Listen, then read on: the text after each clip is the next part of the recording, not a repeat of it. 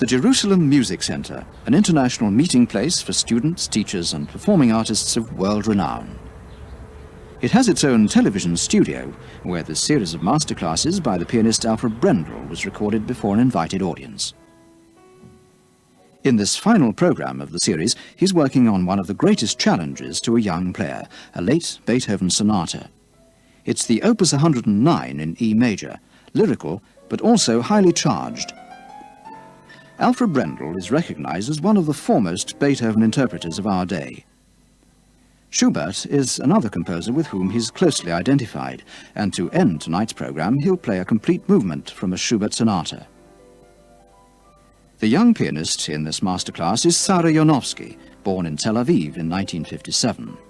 She's also taken part in masterclasses given by Claude Frank and Arthur Rubinstein, and she plans to enter a number of international piano competitions.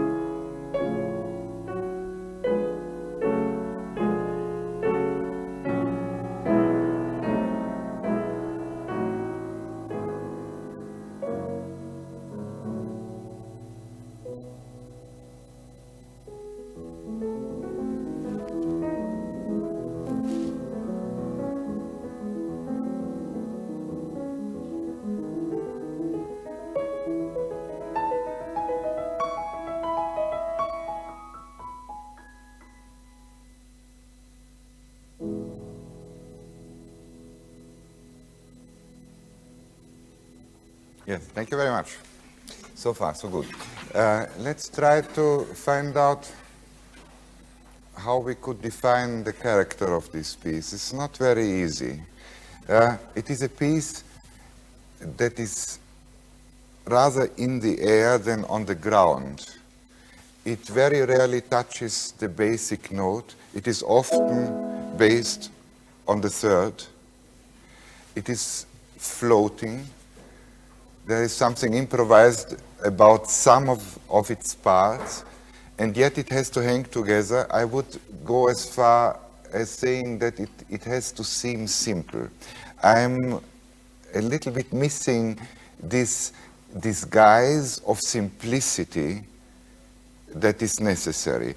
The complexity should shine through, but it should not be too obvious. We have to see how we can make it sound more matter of fact without losing the intensity of the feeling. There is already a problem about the beginning. I think very few listeners of this piece who do not know the music well know that the piece starts with an upbeat. And I think without making it too obvious to the listener, we have to suggest it to them.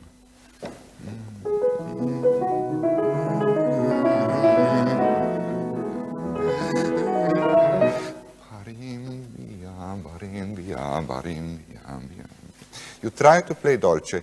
It is just, it doesn't hang together enough. Can we try to...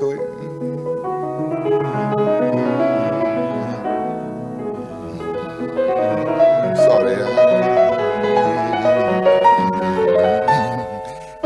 The second theme has to stay quasi in the same tempo. I'm convinced that it should not be much slower, because this introduction, which is actually the main theme, is so short that the movement would fall out of proportion.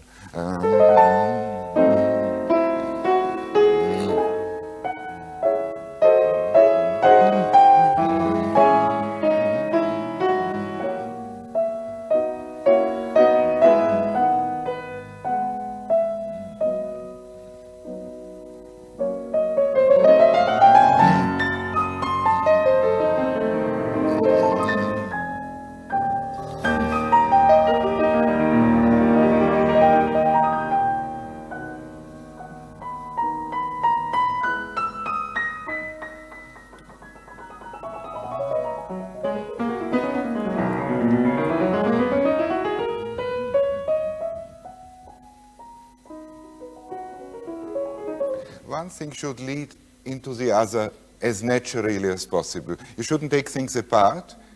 You still should observe the markings, which you try to do, but maybe we can give them a more flowing sort of meaning.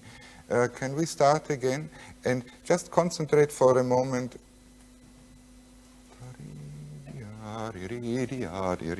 Take a little bit of time and don't make the downbeat obvious by an accent. It is more the gesture of introduction of the downbeat that is important.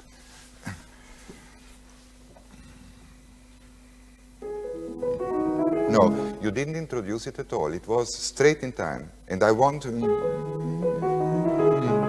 a slight hesitation to show.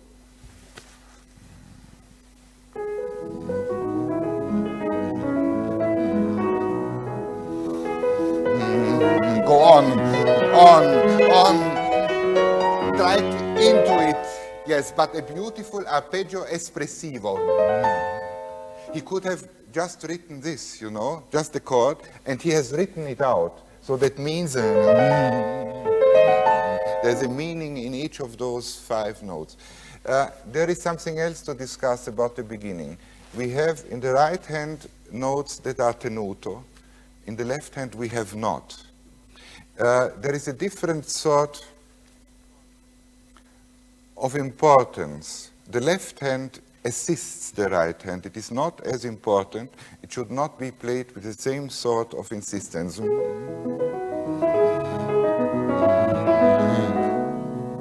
I'm exaggerating a little to show that I don't even want the left hand to be dead in time, but it comes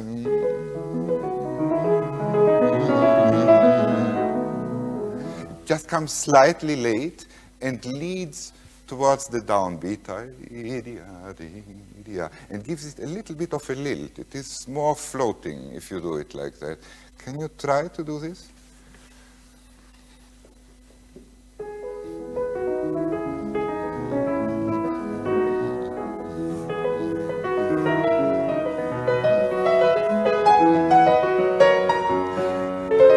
Yes, now looking at you, you have the habit to play in a very relaxed way. You do everything to relax yourself all the time. And to me, this is too much. If you have a very simple accompaniment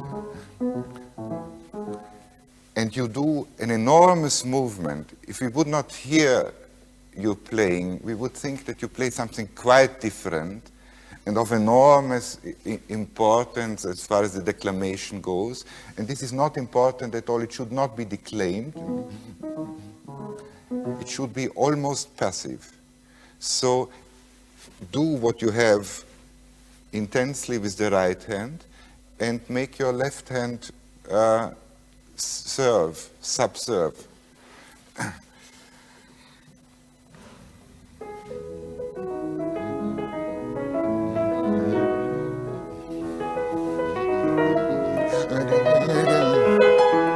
All notes.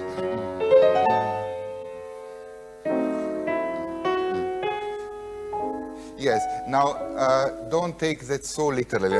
Take a pedal.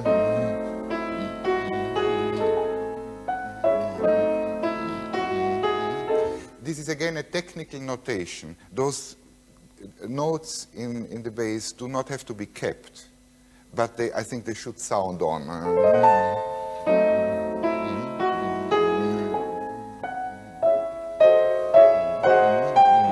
And I would alternate the inner voice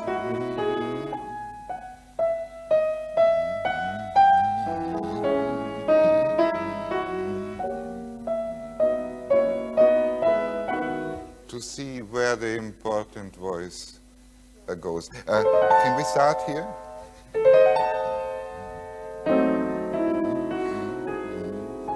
Yes, now this left hand, that should have an intensity of the cantabile. Do you take it with one finger or with more? This is the one? Yes, no. It sounds better if you take the thumb for all these notes and just help yourself with the pedal.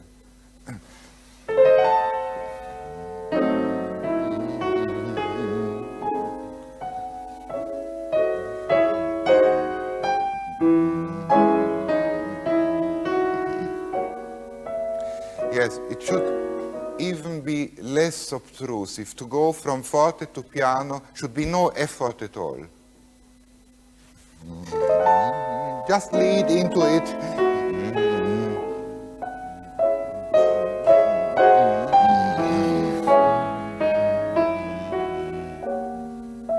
Here on this harmony, we may need a little bit of time because it is so dolce, expressively. Let's try again.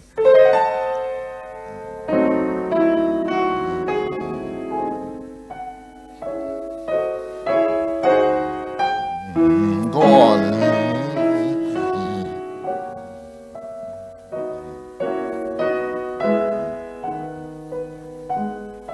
Yes, but never lose the intensity of the main voice. When we go here, this is still the main voice, even in piano. The melodic line continues. When you get in with the left hand, concentrate on the melody and don't make a lump of the chord. It sounds too thick.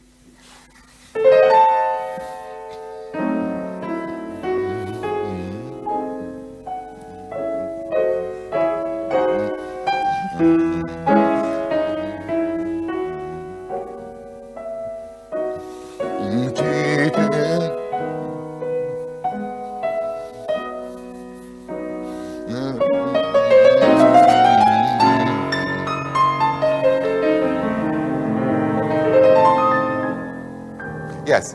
Now about the balance here. If you do this, we lose the melody. I would start already giving much less on the bass.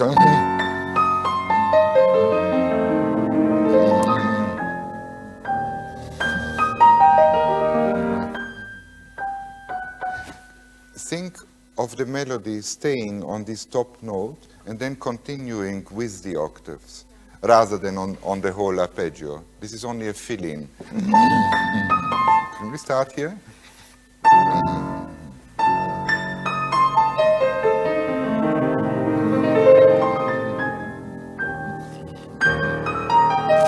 Yes, another little trick. If you start that together, it will sound a little bit percussive. What we want here is a cantabile sound, and so it's if you take it slightly after the left hand and play the left hand soft enough, the quality of the sound will be much better.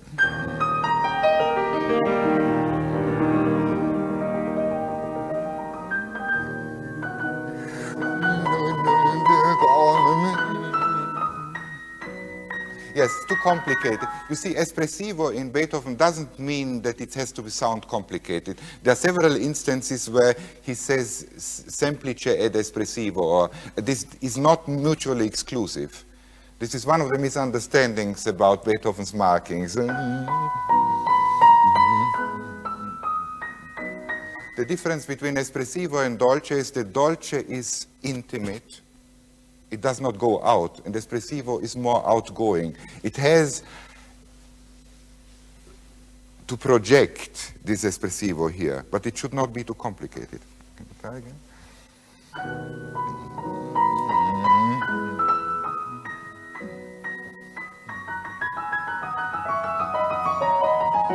Yes. Yes, there are two things here. First of all, take this more like an improvisation and not quite in time. And secondly, this is a different chord. It is B and D sharp, and not D sharp and F sharp. Let it roll down the hill a little bit. You know, like something does this sort of thing. Wherever you like. Let's do that again.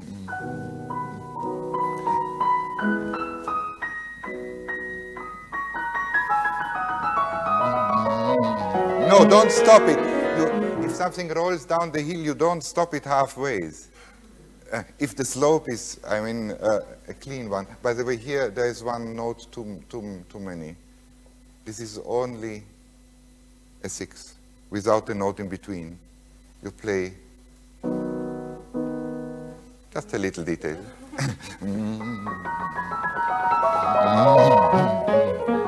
And give a little bit of character to the left hand. Pam, pam, pam, pim, pam.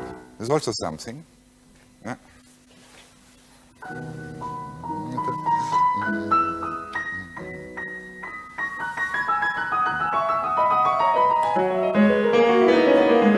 Yes, yes, we shall spend a little bit of time with this because it doesn't sound natural. When you come to these triplets, they sound like glued to the ground. It is not like something that just starts to roll. And on the other hand, the espressivo before,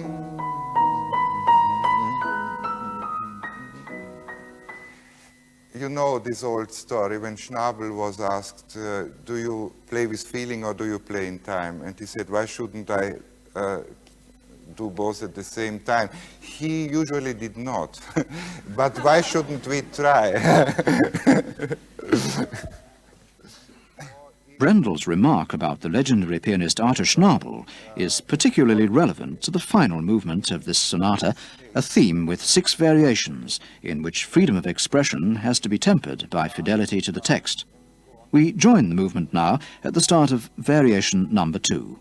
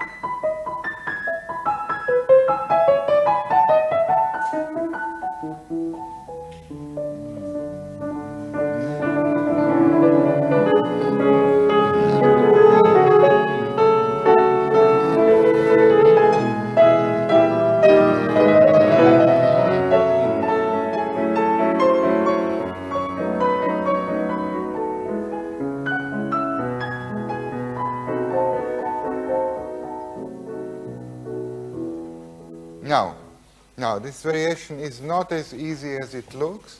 First of all, our way from the first to the second variation.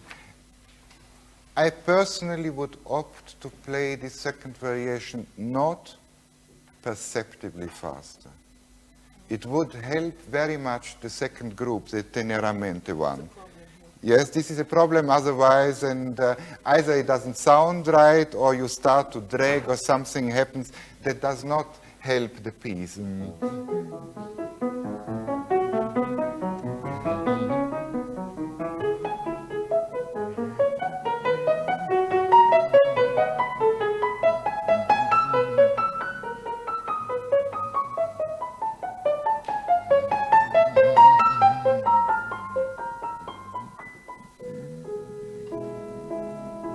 You just continue.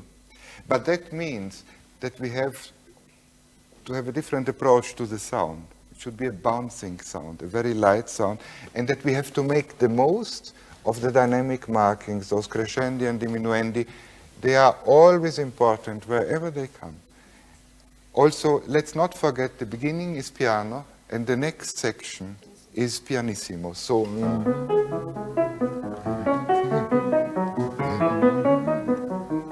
we also have to distinguish where is an accompaniment, where does it start to be a line.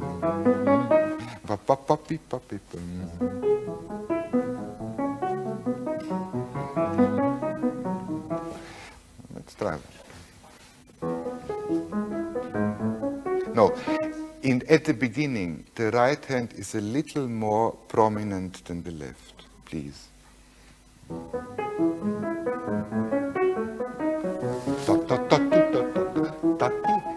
ta ta ta ta ta ta ta ta ta pa pa pa. Go away. Crescendo. Diminuendo. You see, it should not have anything hurried. It should be like pa pa pa ta ti ta ta. Full of delight. Nobody chasing you.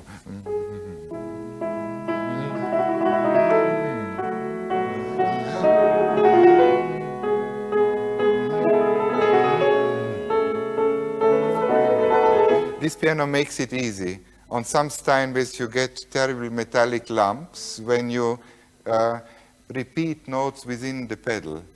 That makes this variation such a problem.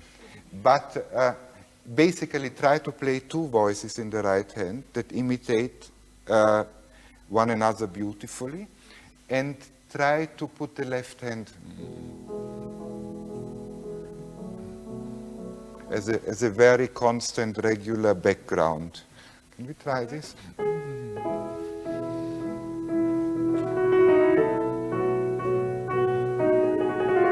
Yes, you are losing the second voice a little bit too much when the inner voice.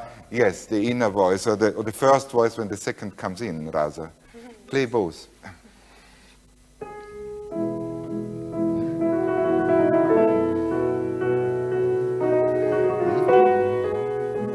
And more expression on that tie. You see, that first tie, the two notes, if you sing it to yourself, it is often very good that you observe, I sing it, what am I doing? Is the first note, the second note, how is their relation? The second note is quite well pronounced. It should not go because it's the start of all these repeated notes, so it has to have a certain weight. And the other,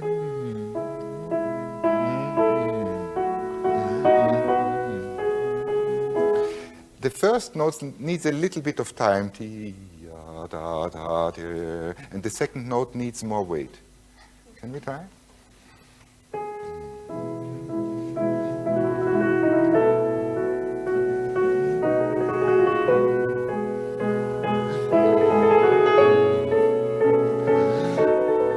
Yes, and try to avoid direct accents on the downbeats.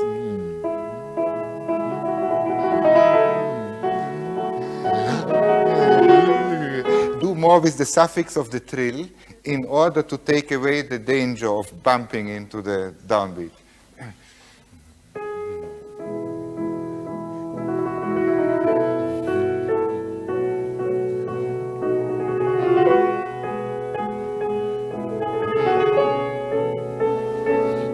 Now listen to me.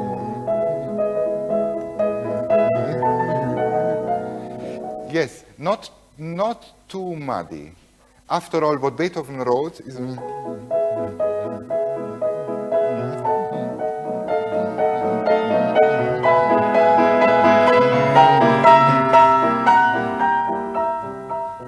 when it gets louder and higher, we can take a little more pedal, but in the first instance, we have to make clear what is wanted, that there is air between.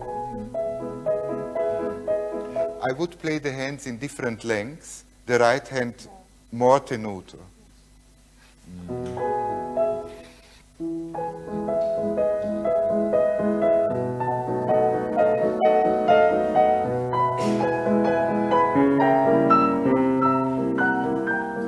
Yes, now could you infuse into your right hand a certain amount of a singing quality? It has to declaim.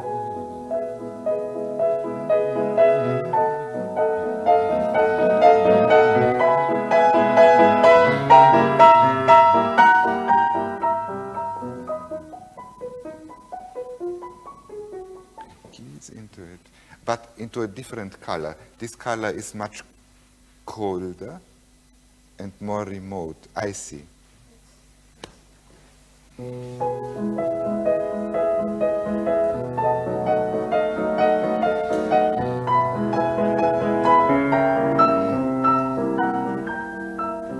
Yes, the whole thing needs up needs greater build-up dynamically, because afterwards we have the contrast. Before we have the teneramente. It should be less of a teneramente and more outgoing. It should show more warmth. Also, in the way of declamation,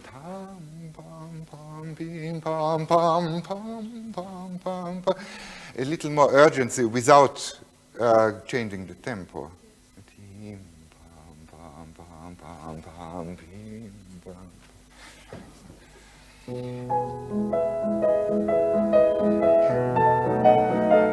Yes, it's a little bit out of balance. It should not get out of hand.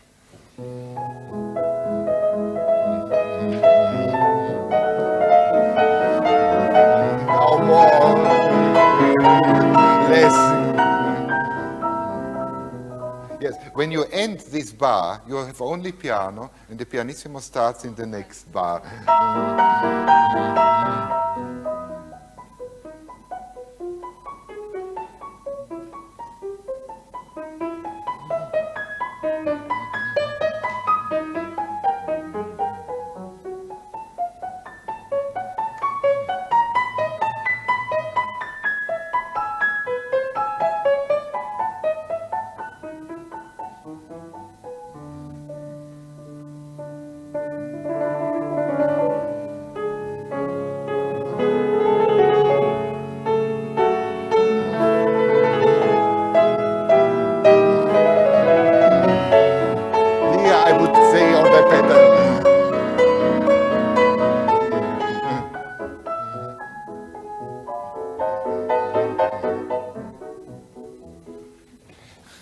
There's a lot of contrast within seemingly the same material, and a lot of different emotional colors.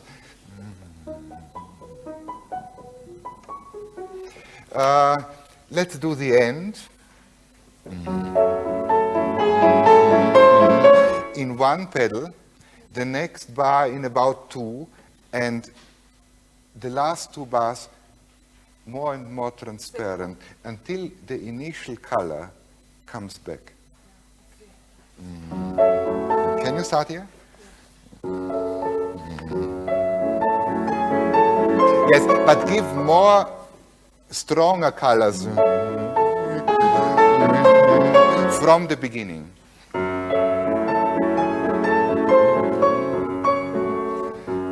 Yes. Think of it as a whole phrase, and the left hand should be kept in the background. Don't stop at the beginning of the second bar because you have a bass to play. Yeah. Go on.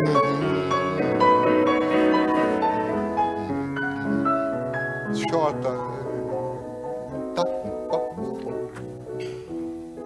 Yes, I would not play a retard here. Go immediately into it as simply as possible. Please.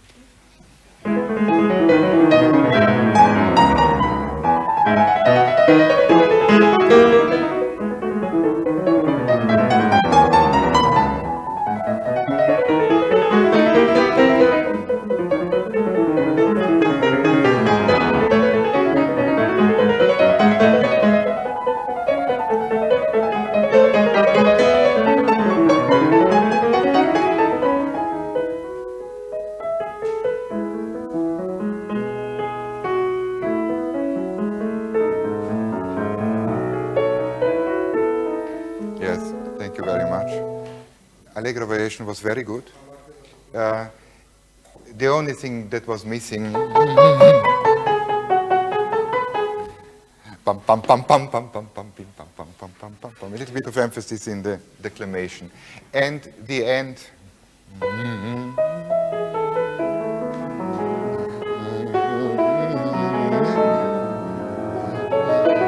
Again, should lead as simply as possible into the next variation, and the next variation is usually played much too slowly. It says un poco meno andante than the theme, and what is usually played is miles slower. Can you try it offhand a little faster?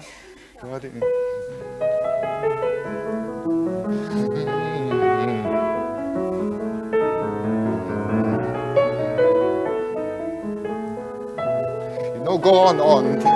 Don't stop. One big line.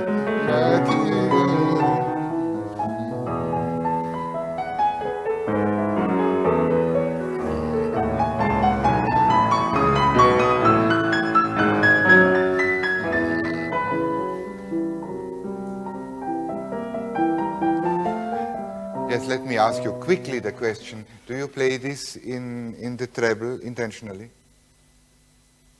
Because it's actually an octave lower. Yes, it's written so in my music. Yes, but then your music should be treated with suspicion. Yes, with all my great respect for Tovi's writings, that are very interesting and amusing to read, I have my great reservations about his edition for many reasons. He changed the articulation marks very often, and in this case, I think the transposition into the treble is not right because it has to continue. Usually Beethoven took into account the end of his piano on the top. We sometimes can amplify it in the bottom. It's very strange because I looked at the Urtext of Henle. Yes? Because I heard Daniel Barenboim and he was playing like this, like it's in your music, and it sounds strange. So I looked there and it was written 8. Well, I would suggest that in future you look at the Henle edition or at the Schenker's edition in Universal, Wiener Urtextausgabe, for a more reliable reference. Don't stop at each phrase. Give.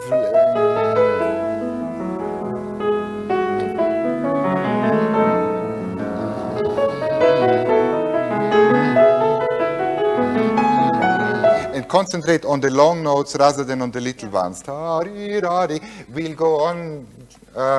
And here, just the beginning of the next variation. Oh, yes. Can you do the end, maybe?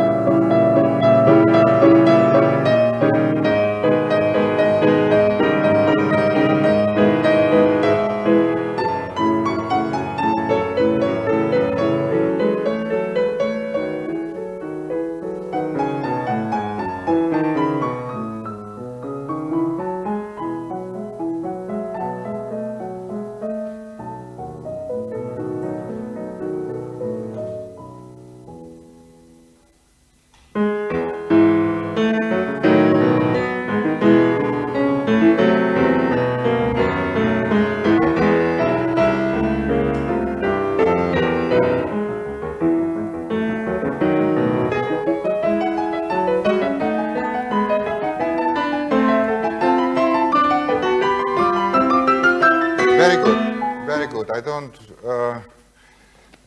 want to take up too much time. I like the beginning because you achieved a very good balance. Your left hand was as soft as it should be.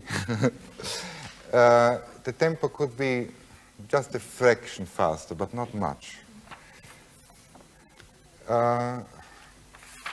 Let's hear the beginning of the last variation.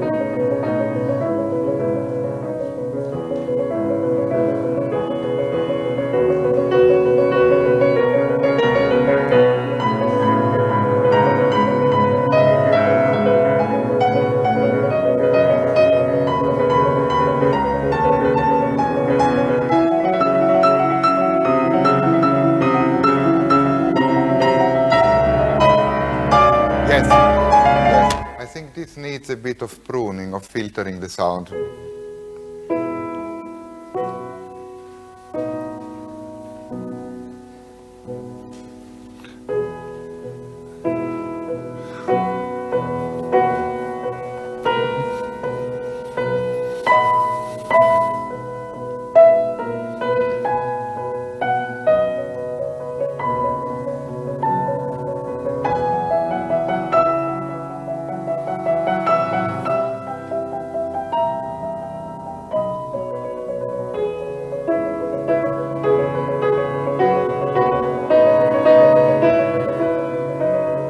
You see, what you probably intend to do, I just do much more. And also I keep the pace. It should not get too solemn. It should not sound like the bell that tolls on your grave.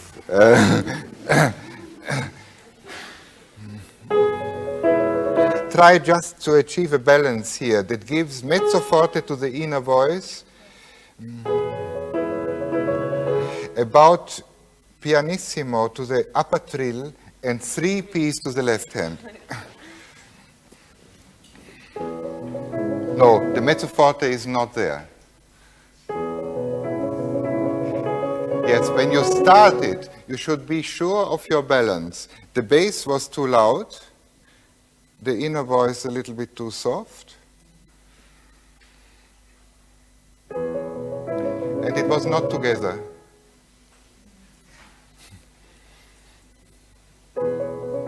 Yes, you would need to fix that finger that plays the G sharp and realize that there is the biggest tension and pressure.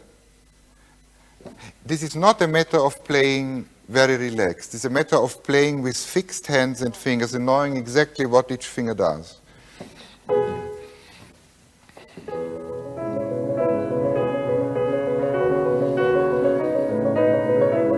Yes, but keep the line. Let's start again and try not to play groups of 2 and 2, but one big line.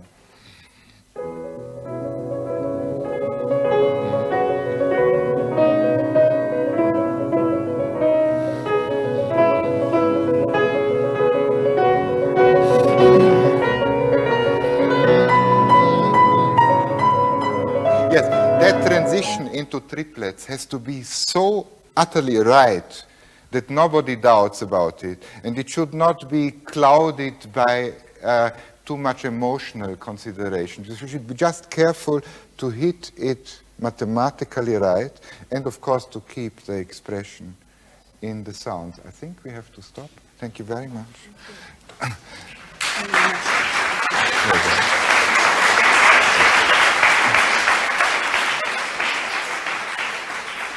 Applause for Sara Yanovsky at the end of this Alfred Brendel masterclass on the Sonata Opus 109 by Beethoven. And now, to close the programme, Alfred Brendel plays part of a Schubert piano sonata written at the same period as the Beethoven. It provides a wistful farewell to this series of masterclasses recorded at the Jerusalem Music Centre.